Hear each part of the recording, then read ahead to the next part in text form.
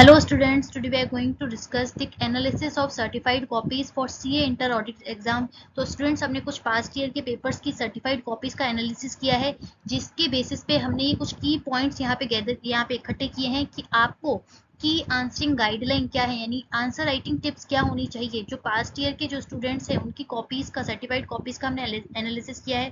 तो जिन स्टूडेंट्स ने more than 60 more than 70 plus marks यहाँ पे स्कोर किए हैं, तो उन्होंने आंसर राइटिंग किस हिसाब से किए जो उनको इतने अच्छे मार्क्स यहाँ पे सी इंटर ऑडिट के पेपर में मिले हुए हैं।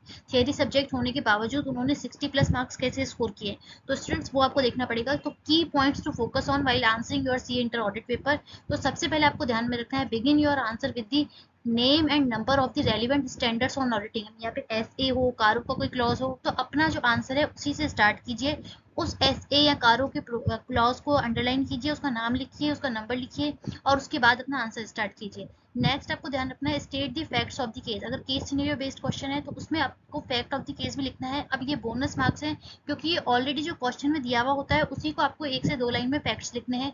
तो उन स्टूडेंट्स ने जिन्होंने 60 प्लस 70 प्लस मार्क्स स्कोर किए हैं, तो उन्होंने इस हिसाब से अपना आंसर स्टार्ट किया था, तो उनको हर एक पॉइंट के स्टेप वाइज मार्किंग मिली है, तो जिसके साथ ही उनका मार्किंग जो है बहुत अच्छी थी। तो नेक्स्ट आपको ध्यान रखना है, underline the important keywords, very important. जो भी कीवर्ड्स हैं, टेक्निकल टर्म्स हैं, तो वो आपको अंडरलाइन करनी है throughout your answer to enhance the presentation and the clarity। क्योंकि स्टूडेंट्स एग्जामिनर के पास केवल आपकी कॉपी नहीं होती है कि आपने पैराग्राफ में लिख दिया, तो आपने भले ही सही लिखा हो, लेकिन उसको दिखना चाहिए ताकि वो उसकी स्टेप वाइज मार्किंग दे सके, आपका इंप्रेशन अच्छा पड़े, ताकि वो आगे के क्वेश्चंस में भी अच्छे से पढ़े। तो आप पैराग्राफ में लिख देंगे, बिल्कुल अनक्लियर आंसर लिखेंगे, तो आपका सही होने के बावजूद चांसेस रहते हैं कि आपको प्रॉपर यहाँ पे मार्क्स नहीं मिले। तो जो भी आप कीवर्ड लिख रहे हैं, टेक्निकल टर्म्स लिख रहे हैं, तो मेक श्योर आप उसको क्लियर लिखिए, और दूसरा अंडरलाइन तो जरूर कीजिएगा।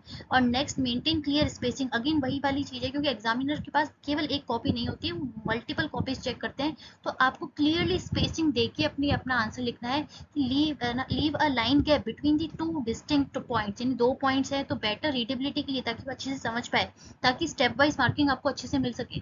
तो एक पॉइंट को आपने लिख दिया आंसर, और एक लाइन छोड़ के स्पेस देने के बाद आप न्यू लाइन से दूसरे सब पॉइंट्स का आंसर लिखिए। तो ये आपको समझना है। नेक्स्ट पॉइंट्स आपको देखना है, एड्रेस ऑल दी सब पार्ट्स, वेरी वेरी इंपॉर्टेंट। क्योंकि पास्ट ईयर के एग्जामिनर्स का जो कमेंट्स आते हैं, तो वो एग्जामिनर्स का ये यहाँ पे रहता है कि स्टूडेंट्स क्वेश्चन में जितने पॉइंट्स पूछे हैं सबका आंसर नहीं लिखते, वो केवल लास्ट का पॉइंट पढ़ते हैं और लास्ट वाले पॉइंट का ही आंसर कर देते हैं। तो कई बार क्या होता है, एक ही क्वेश्चन में स्टूडेंट्स मल्टीपल रिक्वायरमेंट्स होती है, तो ध्यान से पढ़िएगा। और एड्रेस, यानी आपको सभी सब पॉइंट्स का आंसर लिखना है, सेपरेटली लिखना है। अगेन वही, जैसे एक क्वेश्चन में अगर 3 रिक्वायरमेंट पूछी हुई है, तो आप एक रिक्वायरमेंट पहले लिख दीजिए, फिर एक लाइन छोड़ के दूसरे रिक्वायरमेंट का आंसर कीजिए। तो इस हिसाब से आपको अपना आंसर लिखना है, सिक्वेंशली आपको आंसर करना है।